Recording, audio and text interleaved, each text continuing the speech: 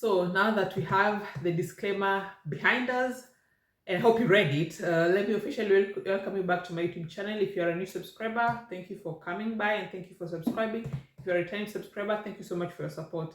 This place here is going to be my new, when I'm doing sit down vlogs, it's going to be my, my new place. It's my husband's office desk, so, but it's the room where my kids play. So that corner is for the kids and this corner is the office. It's actually, the whole of it is the office, but yeah, decided to also give the kids their play spiel their play corner. So this is going to be the place I'm going to be filming my sit down vlogs, and yeah, because I don't keep yeah, moving around the house. I just want to have a particular spot. Maybe I'm going to put something behind here so that it's not too empty. But up until then, this is going to be a new spot for sit down vlogs, and yeah.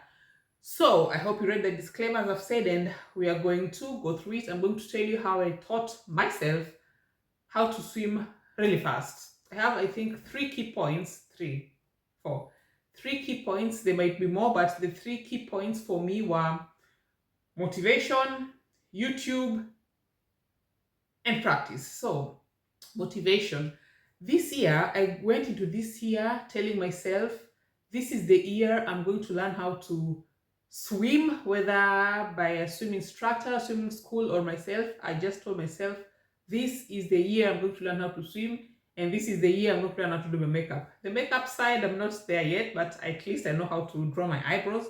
But the swimming side, I was motivated enough and I did my best, and I can swim. Of course, not so well, but yeah, I can do it really, really well. I can swim the whole of our pool. I can go underwater. I can dive in the pool. I can have fun in the pool with my kids and my husband, and it's just so great. So I was really motivated, and I told myself, okay, our kids can swim. Our son, our daughter can swim. My husband can swim, and I'm the only one who cannot swim. So I used to envy them when they would go to the water and swim around and go underwater, dive in the water, and that is the thing that really motivated me to really want to learn how to swim and to have that feeling of that you can just go in water and swim without any fear in the world. So yeah, I really used to envy people who know how to swim, and yeah, some of my sisters know how to swim, and I just, or sometimes when you watch a movie or you go somewhere and see people swimming in a hotel and you just envy them. That used to be me, but now it can never be me. So sorry guys. So no, I'm really really happy that I was motivated enough to learn how to swim. At first, really, we have been here for almost 9 years, and I just never bothered to learn how to swim. We have the pool there; it has water, but I think it's this um fear. It's this fear that you're going to go under. But I really I was keep motivated. I kept motivated myself and just being positive about it, and praying about it that hopefully this year I'm going to fulfill my promise to myself, and the motivation and the prayer and the, yeah, just wanting to do good, or rather wanting to do better about myself and learn how to swim, that really kept me going. And I just told myself, okay, no matter what comes, I'm going to learn how to swim this year, and I finally did it. And I'm really really proud of myself that I finally taught myself how to swim. Point number two, YouTube. I don't think there's any YouTube swim instructor vlog that I've not watched. I've watched hours and hours and hours of swim instructors on YouTube who are teaching people how to swim, how to float in water, how to hold your breath, how to um, behave when you're treading water, how to float on your back, how to swim different swimming strokes. So the first thing that I was looking for when I started watching the YouTube swimming instructors, just Google it. There are a lot of them. Just Google. I watched different them. So the first thing that I wanted to learn how to do was to get acquainted with the water. Of course, I used to go in the pool and just stand, walk around, and then come out. But what they mean by getting acquainted with the water is maybe when you first go in the water, you just go and just walk and just walk in the water, go and come back. Okay, if the water is if you can stand in the pool, that is, just walk and come back. Or in the shallow end, just walk and let your body just let go and just walk. And it's a different feeling when you're walking in water than you're walking on land. So just walk and get yourself acquainted with the water. Just do a few hand bevegu hand movements in the water, and just walk around the water if you can, if the water is shallow enough. And then they also said you can um, if you feel brave enough, you can put your head underwater. So that I never used to have swimming goggles, but I had to buy them, which is made it really, really, really easy to go underwater without having to close your eyes all the time. So they are teaching you hold your breath, going underwater 5 seconds, come up 5 seconds, down 5 seconds, up 5 seconds. And that's where you're teaching yourself how to go underwater, breathe, come out, catch your breath, go underwater, breathe, come out of your breath. But don't breathe underwater utameza maji ushangae. So what I mean by that, or rather what the swimming instructors meant by that, is hold your breath, go underwater, blow, and then come back, hold, breathe in, go down, breathe out, up, breathe.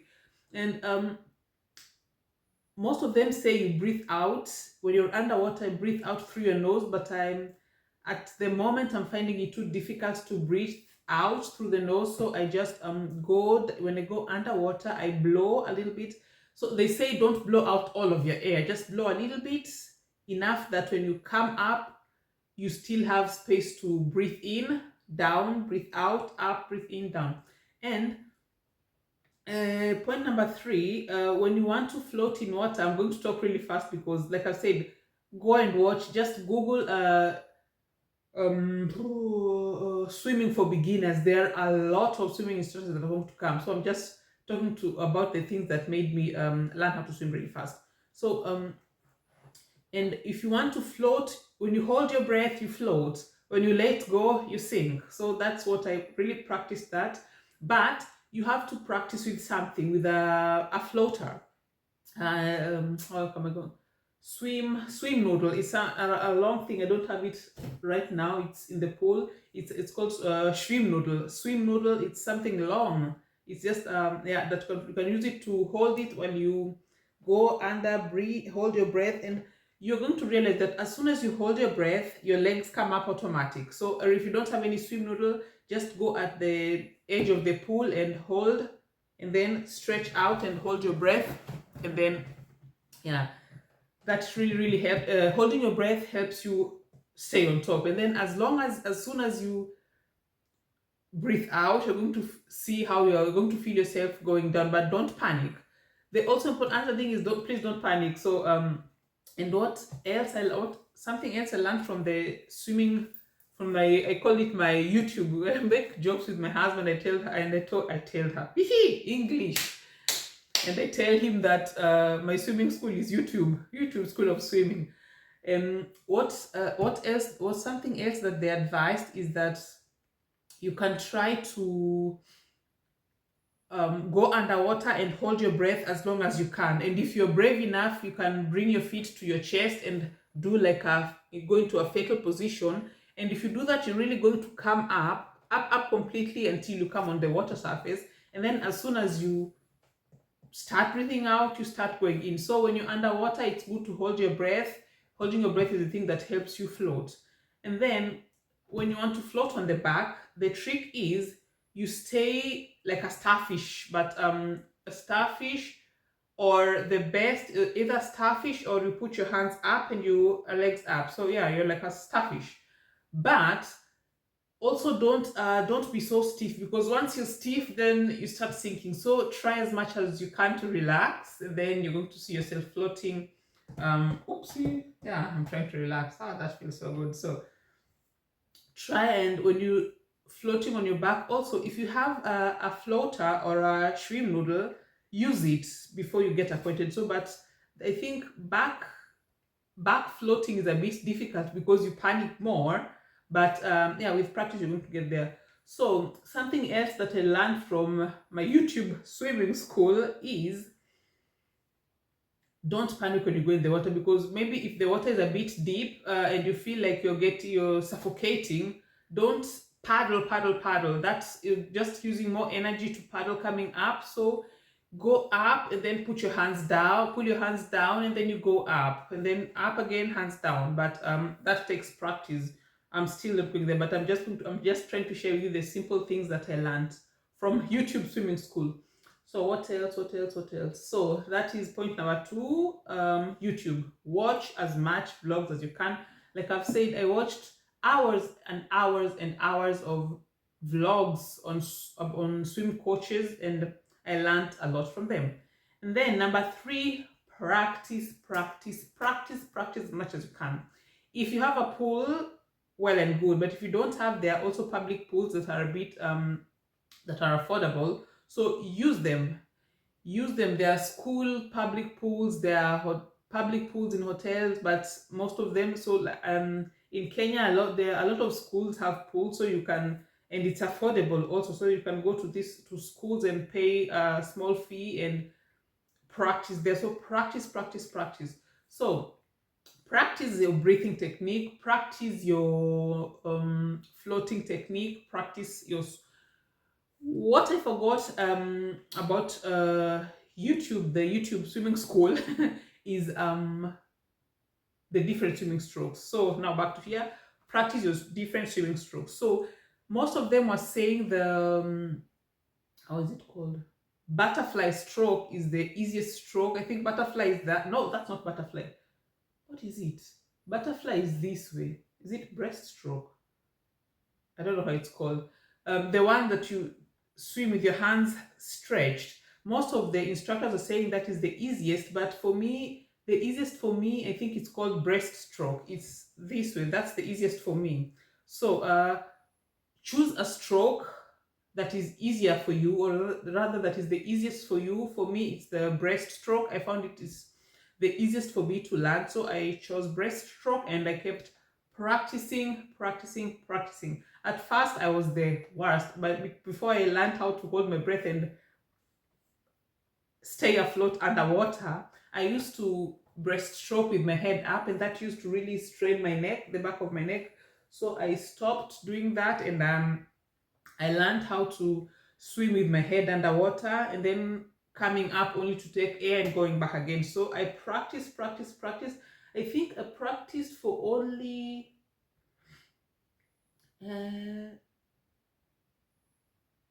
2 days. On the third day, I could swim okay. And yeah, for a beginner, somebody who taught herself how to swim, knowing how to already move in the water on the third day, I'm really proud of myself. Pat on my shoulder, pat on my back. I'm really proud of myself. So I learned how to swim on the third day. First day it was horrible. Second day, I almost gave up. But then my kids were really sweet, and they kept motivating me. My husband also kept motivating me. And what my husband used to do, he used to, the first and second day, he could film me. He used to film me, and then I rewatch it later, and then I see how to better myself. On the first day, when I was practicing, I realized that I was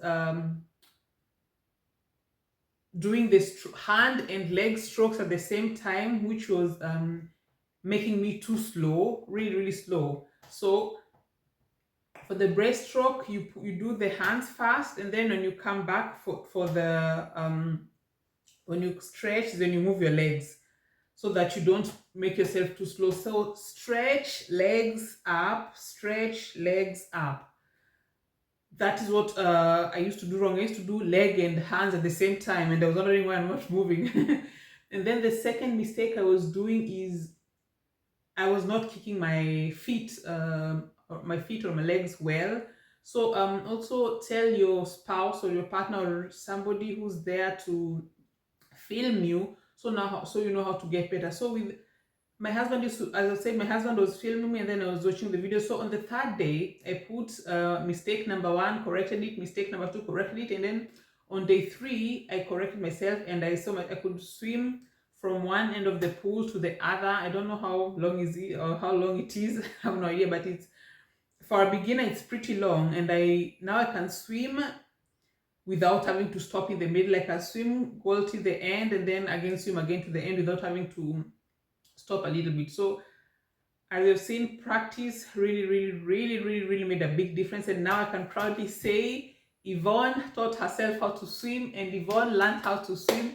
I never had a swimming instructor apart from YouTube. I never gave up.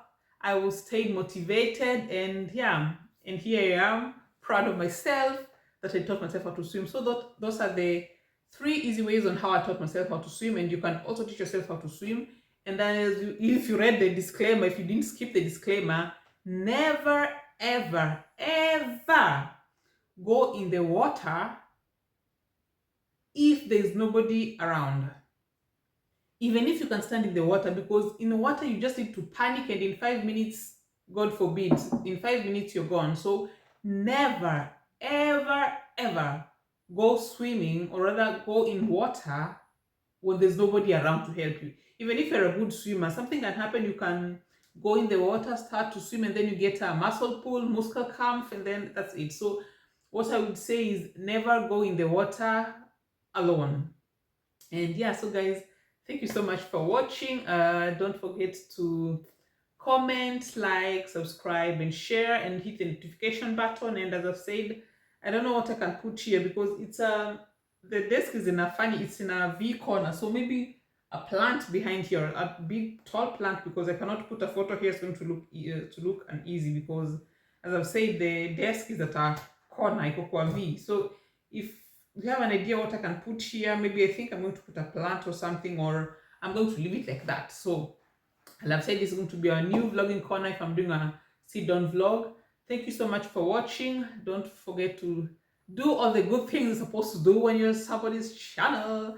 It's 7:30 p.m. and I'm not using my ring light. This is just the natural light. This is just the natural light. And so yeah, I decided to do this vlog. So guys, if you have any questions or any questions on how, or if you want to know more about how to teach yourself how to swim, don't forget to comment, or as I said, there's on my Instagram, you can go and DM me. But if you come and DM, don't just come and say hi, say what you want, go to the point. But thank you so much for your support, and I'm now going to stop rambling, and I wish you guys all a lovely day, lovely night, lovely evening, wherever you're watching me from, and I'll see you guys on the next vlog. Be good, be blessed. Be good, be blessed. Be good, be nice, and be blessed. Bye.